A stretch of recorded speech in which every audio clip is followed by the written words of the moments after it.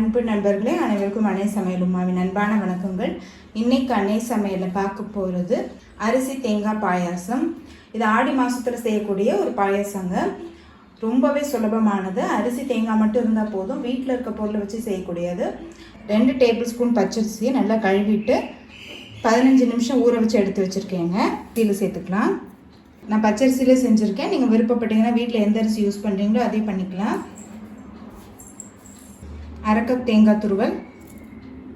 இப்போ இது ரெண்டுத்தையுமே மிக்சியில் கோர்ஸாக அரைச்சிக்கலாங்க. ரொம்ப நைஸாக அரைக்க வேணாம். நைஸாக அரைச்சிட்டிங்கன்னா அதோட டெக்ஸ்டரே மாறிடும். அதனால் கொஞ்சம் குறப்பாக அரைச்சிக்கோங்க. பாருங்கள், குறப்பாக தாங்க அரைச்சிருக்கேன். ரொம்ப நைஸாக அரைக்கல. அரைச்சி வச்சுருக்க அரிசி தேங்காய் சேர்த்துக்கலாங்க. இப்போ இது கூட 1/2 கப் தண்ணி சேர்த்துக்கலாம்.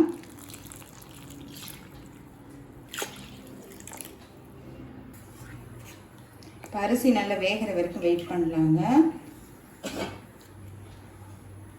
அரிசி சேர்த்துருக்கனால அடியில் அடிப்பிடிச்சிட்டே இருக்கும்.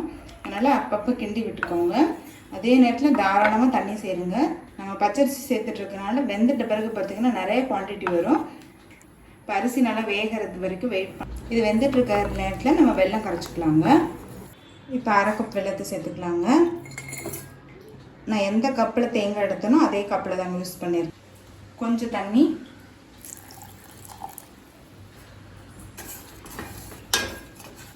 அரிசி 2 டேபிள் ஸ்பூன் தாங்க எடுத்துருக்கோம்.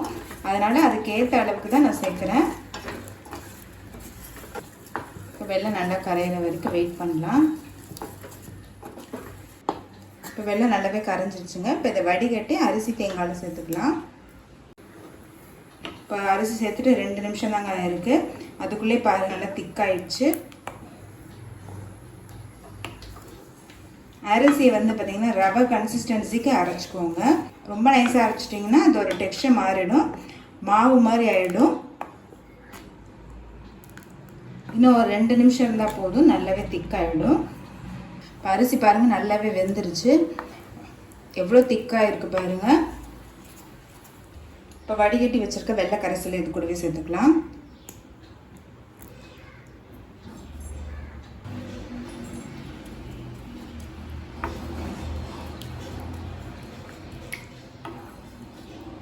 நல்லா மிக்ஸ் பண்ணிவிடுங்க. 3 ஏலக்காயை தட்டி போட்டுக்கலாம். நல்லா மிக்ஸ் பண்ணிக்கலாங்க. இப்போ வெல்லம் சேர்த்துட்ட பிறகு ஒரு 2 நிமிஷம் ஸ்லோலே இருக்கட்டும். இப்போ வெல்லம் சேர்த்துட்டு 2 நிமிஷம் ஆகிடுச்சுங்க. ஸ்டவ் ஆஃப் பண்ணிவிடுங்க. கடாயில் தேவையான அளவு நெய். இப்போ கொஞ்சமாக முந்திரி சேர்த்துக்கலாம். கொஞ்சமாக தேங்காய் சேர்த்துக்கலாம். தேங்காய் இது மாதிரி சின்ன சின்ன பீசஸாக கட் பண்ணி போட்டுட்டேங்க. நீங்கள் விருப்பப்பட்ட தேங்காய் சேர்த்துக்கலாங்க. அடுத்தது கொஞ்சம் திராட்சை.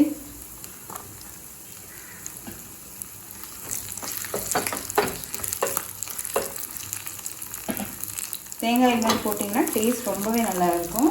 இந்த பாயாசத்தில் சேர்த்துடலாங்க. இப்போ பாயாசம் நல்லாவே ஆறிடுச்சுங்க. இப்போ இது கூடவே 1 கப் பால் சேர்த்துக்கலாம். பாயாசம் நல்லா ஆறின பிறகு தாங்க சேர்க்கணும். நான் காய்ச்சின பிறகு தான் சேர்க்குறேன். அடுத்தது வதக்கின முந்திரி, திராட்சை, தேங்காய் சேர்த்துக்கலாம். நல்லா மிக்ஸ் பண்ணிக்கலாம். நீங்கள் சூடாக இருக்கும் போதே பால் சேர்த்திங்கன்னா திரிஞ்சு போயிடும்.